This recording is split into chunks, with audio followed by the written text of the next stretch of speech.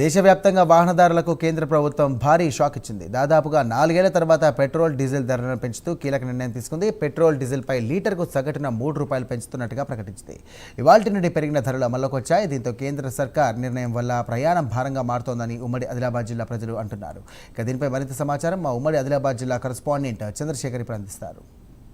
దేశంలో petrol diesel రేట్లు ₹3 పెరగడంతో అయితే సామాన్య ప్రజలపై అయితే పెను భారం పడుతుంది. దీనికి సంబంధించి ఏదైతే పశ్చిమాసియా దేశాల్లో యుద్ధం నేపథ్యంలో అదేవిధంగా ఇటు కమర్షియల్ గ్యాస్ సిలిండర్ ఒకేసారిగా ₹1000 పెంచడం, అదేవిధంగా ఇటు హర్మజుకు సంబంధించి జలసంధి ఈ రవాణాలు నిలిచిపోవడంతో అయితే ఇప్పటికే ఇటు క్రూడ్ ఆయిల్ ధరలు భారీగా పెరగడంతో అయితే ఇటు పెట్రోల్కి అయితే భారీగా పెంచడం జరిగింది. దీనికి సంబంధించి సామాన్యునికైతే పెను భారం అయితే పడుతుంది. ప్రస్తుతం మనం మంచిర్యాల జిల్లా ఉన్నాం. దీనికి సంబంధించి ప్రజలైతే తీవ్ర ఇబ్బందులు అయితే పడుతున్నారు. ఒకేసారిగా ఈ రోజు ఉదయం నుంచే ₹3 అయితే పెట్రోల్ డీజిల్ ధరలు అయితే పెరగడంతో అయితే సామాన్యునికైతే భారం అయితే పడుతుంది. మనతో మాట్లాడడానికి కొంతమంది నాన్న చెప్పండి అన్న, ఏ విధంగా ఉంది అసలు పెట్రోల్ డీజిల్? ఈ రోజు ఉదయం నుంచే పెట్రోల్ ఉన్న డీజిల్ ధరలు అయితే పెరిగినాయి. అసలు దీనికి ఏ విధంగా చూడొచ్చు?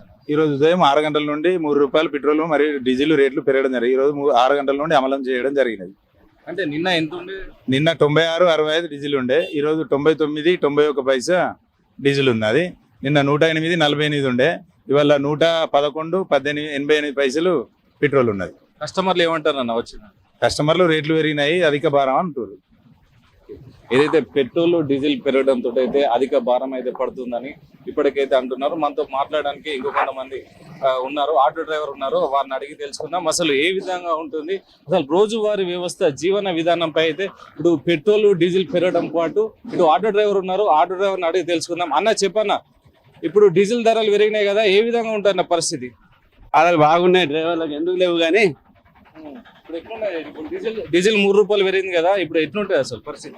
బాగా ఉన్నది. మాకు కష్టాలు బాగున్నాయి. ఫైనాన్స్ వెళ్తలేవు, గిరాకులు మొత్తం ఫ్రీ బస్సులు చేయబట్టి దెబ్బకి వచ్చింది.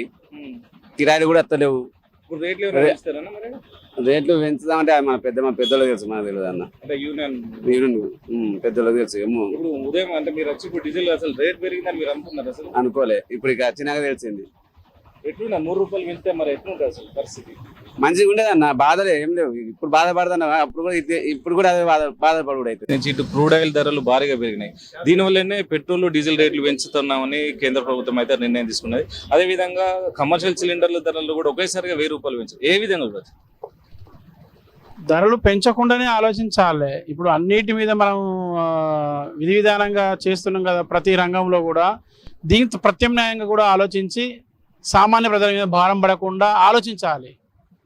దానికి గాను ప్రభుత్వము తగు ప్రణాళిక సిద్ధం చేసుకోవాలి. ధరలు పెంచడం కూడా మంచిది కాదు ఉన్న పరిస్థితులలో.